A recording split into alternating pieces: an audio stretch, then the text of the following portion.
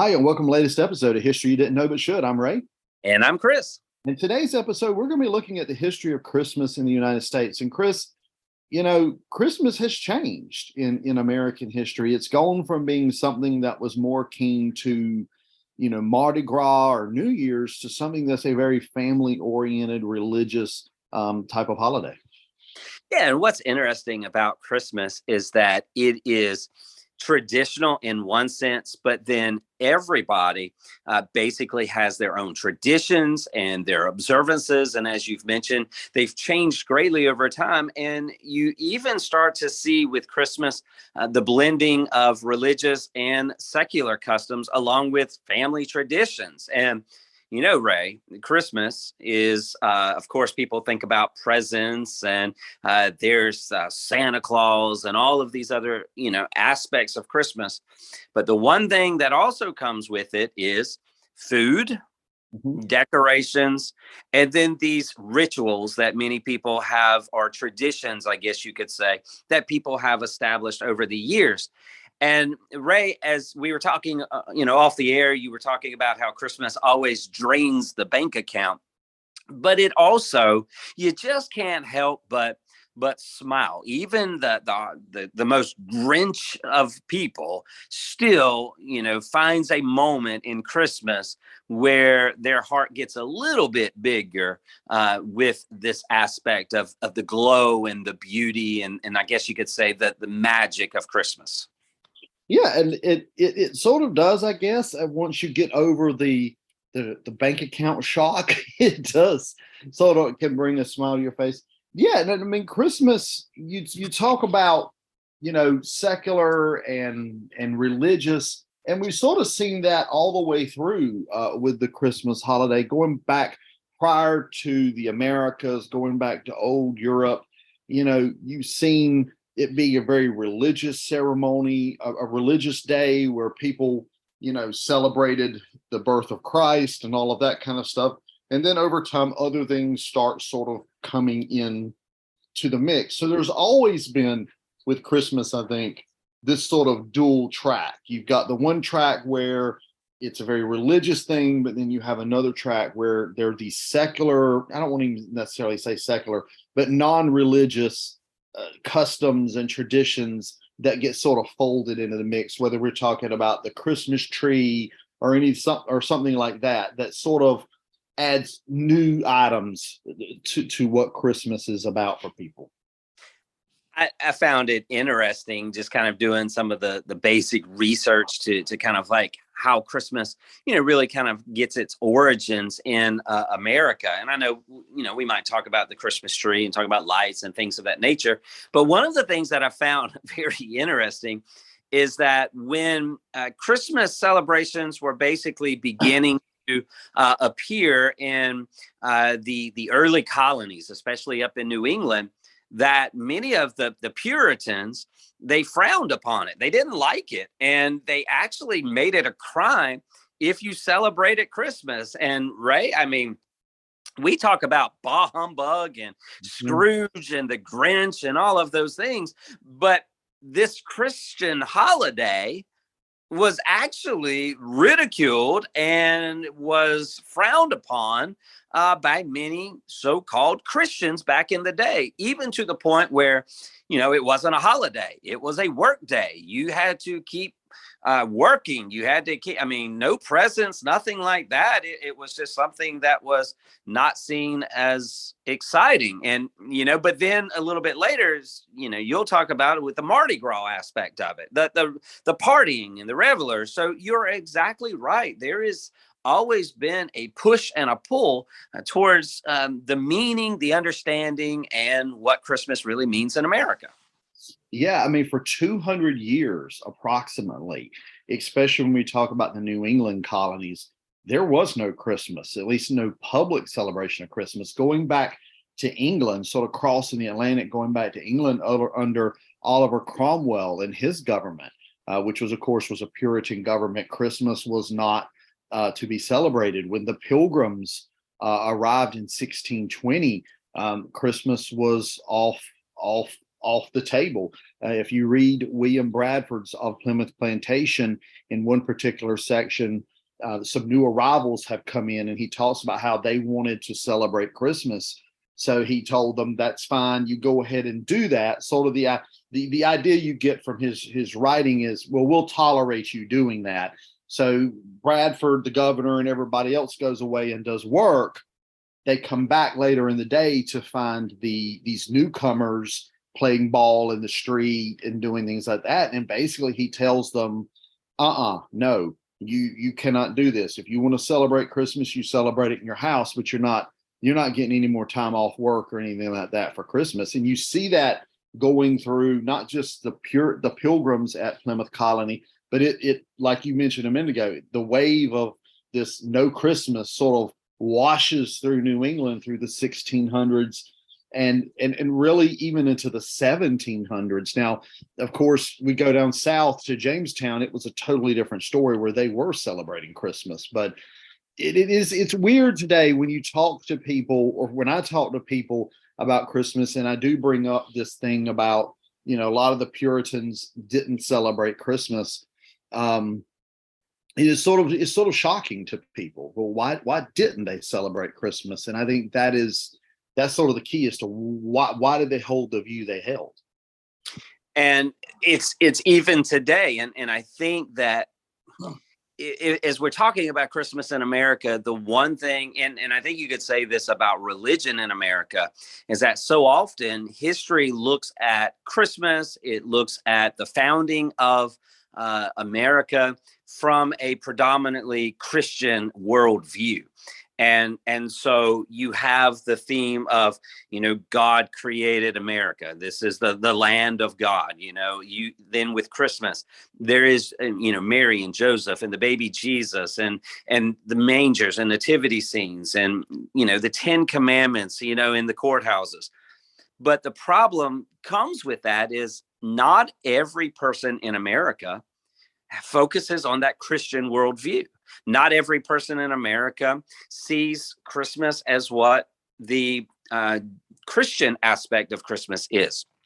You think about our Jewish friends who do not necessarily look at Christmas in America, but would call it Hanukkah in America. You look at some of our African friends who have come over to America who see this holiday season as Kwanzaa. And I think, going back to your point, why some people celebrate it and why some didn't, and is this understanding that in America, it is always seen in one aspect and not in multiple aspects, which can in its own right distort what Christmas really is. And, if we look at this from a religious viewpoint, sure, Christianity is going to focus on the Christ of Christmas. But whether you are a Muslim or a Jew or, you are of another religious affiliation, Christmas is a season of, once again, giving thanks and, receiving the opportunity to be with loved ones and with friends and spending time appreciating what we have. And I don't know, I know that might be getting off track a little bit, but I think sometimes we fail to remember that not everybody in America sees Christmas as Christmas. They see it in many other lights. Yeah. And while you were talking, I happened to think about, I was talking just a minute ago about Plymouth Colony and William Bradford, who got angry at the newcomers who were, not working and saying they were going to celebrate Christmas. And instead they were out in the street, playing ball. And I think there we again see that sort of two tracks.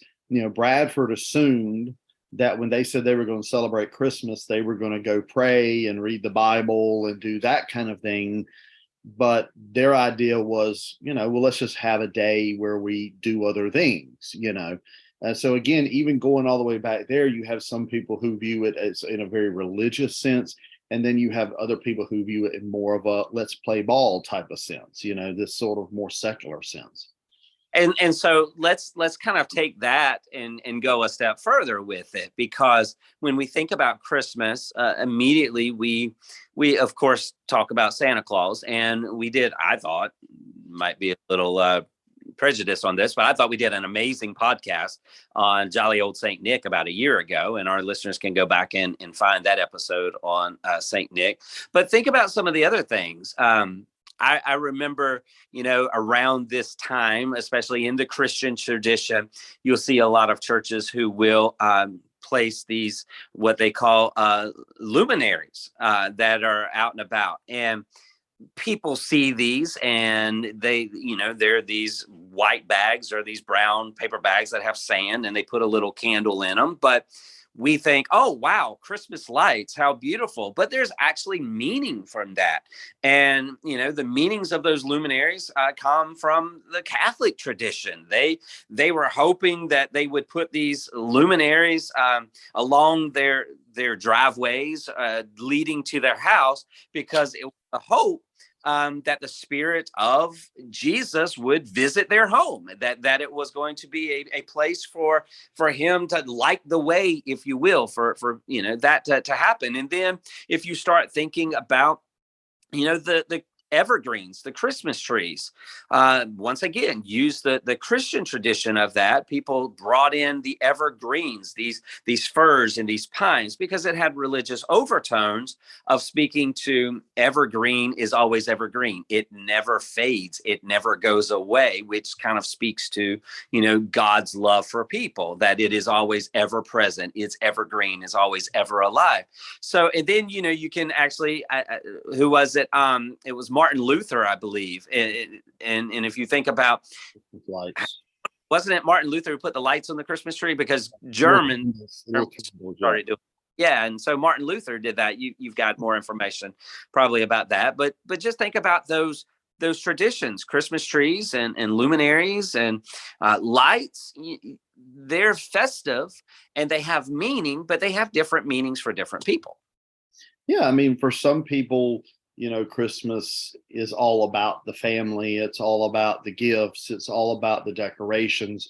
For other people, it tends to be more, going to church on Christmas Eve, going to church on Christmas morning, whatever the case may be, and singing the hymns or Christmas caroling or whatever. So people have, and I think all throughout American history, as we've sort of said here, and even today, have different personal traditions, different larger traditions like religion and things like that.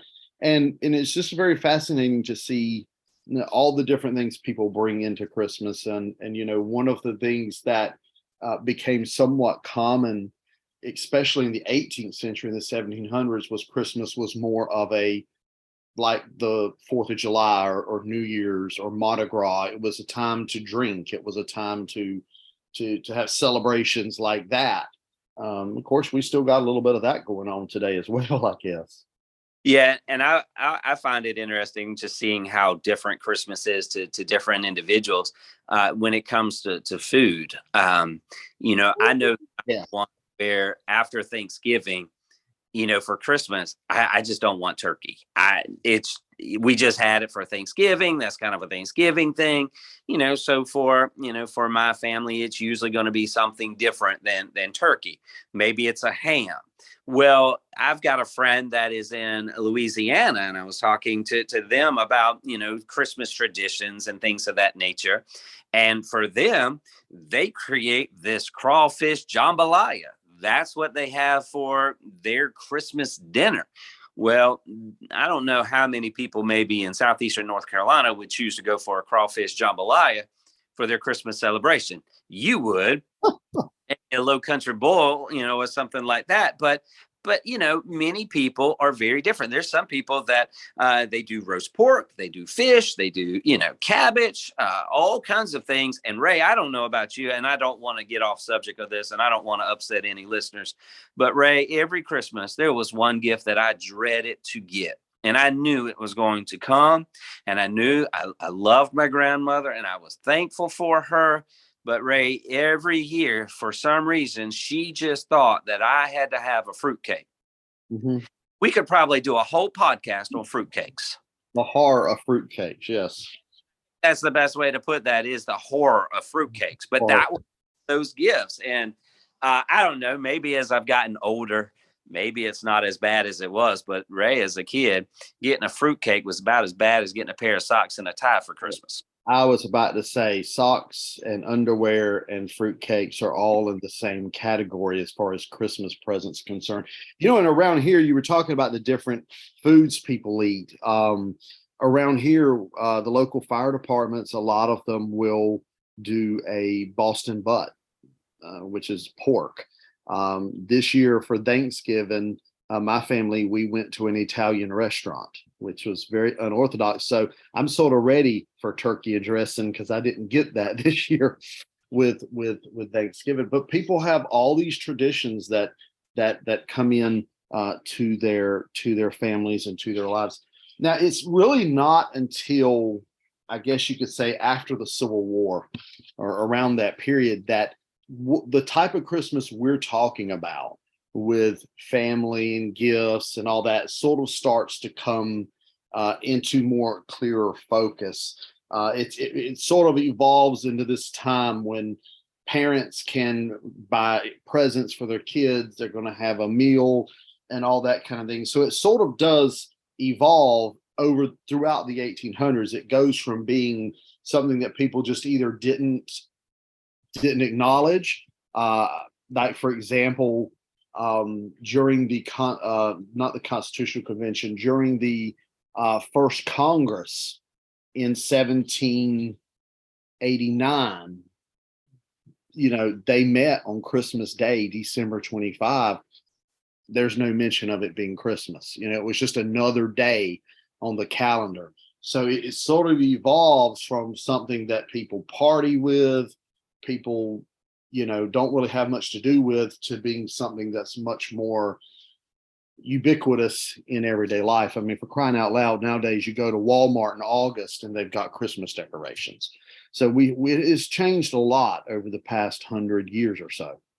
Well, I would say that today is more about commercialization of Christmas, that for American companies, businesses, this is their go get them season. If they don't do well during Christmas time, especially, with Black Friday right after Thanksgiving, this period is going to either make or break companies. And so that is why you see the push of so much of the advertisements and different things of that nature, because it allows them to either end the year in the black or in the year in the red. And that is going to decide whether people get laid off or whether they're going to have a successful year.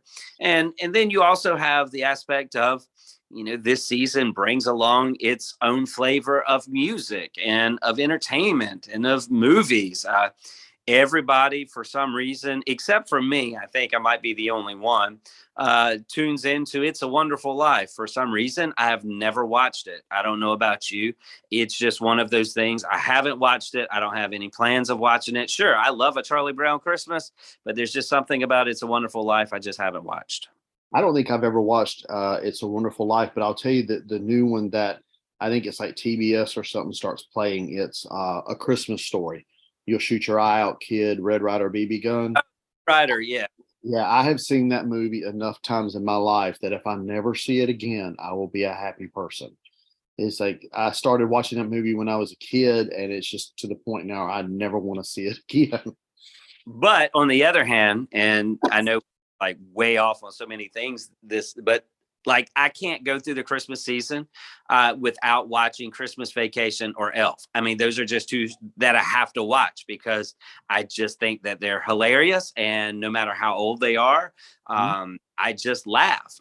It's just funny. And then, you have the songs, whether it's Elvis or Bing Crosby or Frank Sinatra or, some of the other ones that are out there. I mean, you just know them. I mean, you and I, not that we're going to sing Rudolph or Frosty, but those are songs that we know. And we remember them from our childhood and we still sing them today. We pass them on to our loved ones as well. And these are traditions that we make. And so I think that at the end of the day, all of this comes together to say that Christmas is really not a definable holiday, because it's just so many things to so many people, which, Ray, I would say reflects the values of America being this free and diverse group of people, that we have the opportunity to experience Christmas in the eyes of a child, or in the eyes of a Jewish person, or,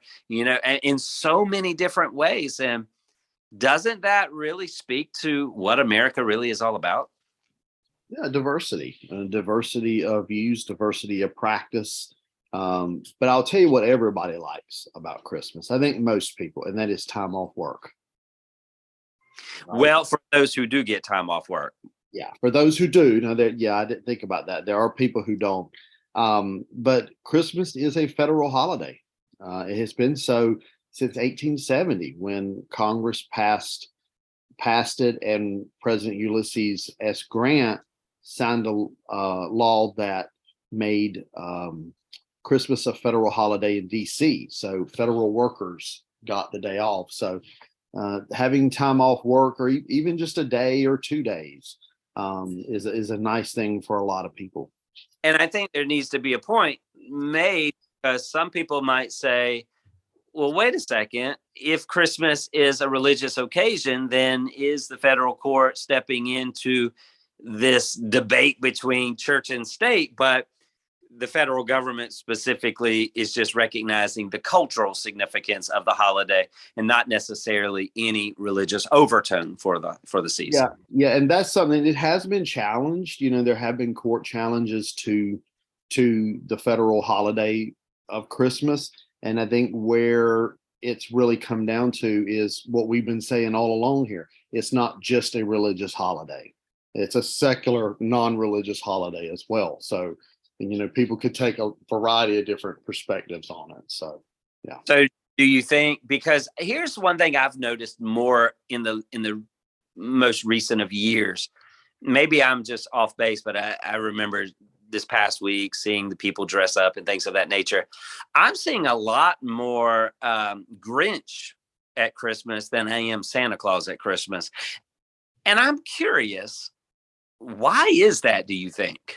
I don't know. I've noticed that on social media. It's like everybody and their granny now has clips of somebody dressed up as the Grinch, not as the Grinch. Yeah, as the Grinch.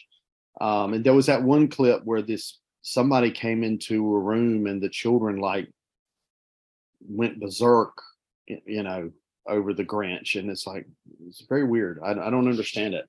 Do you think that there is, and getting really deep on that, but that basically, if you look at kind of the attitude that people have over things in life these days is more of a bah humbug approach instead of a giving approach in the eyes of Saint Nick?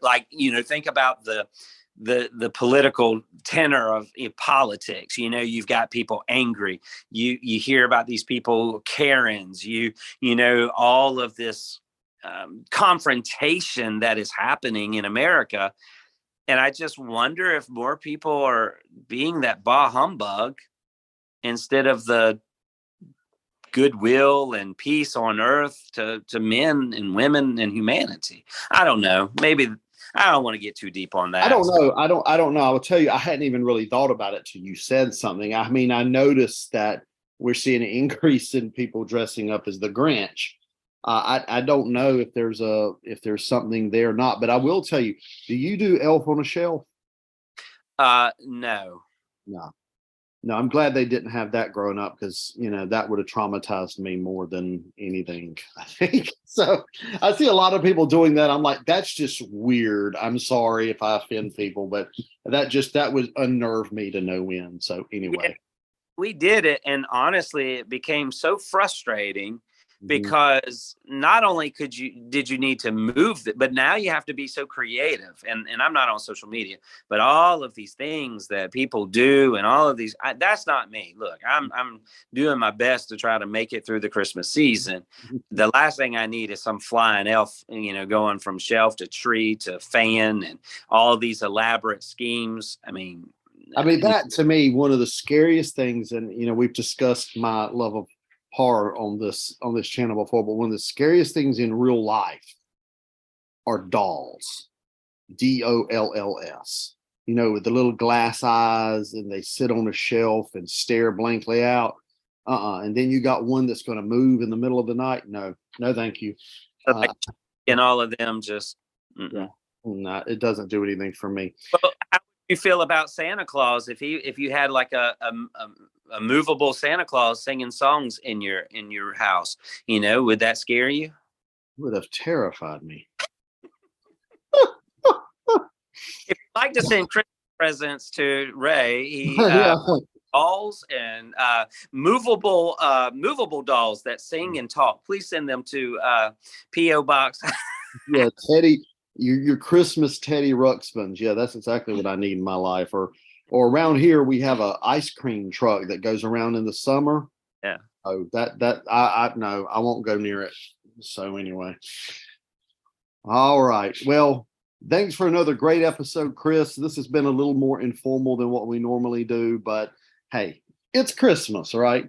I encourage our listeners to look us up on Facebook, on Twitter. We're on Anchor FM. We're on Spotify and anywhere you get your podcast. Until next time, I'm Ray. And I'm Chris. And I'll talk to you later.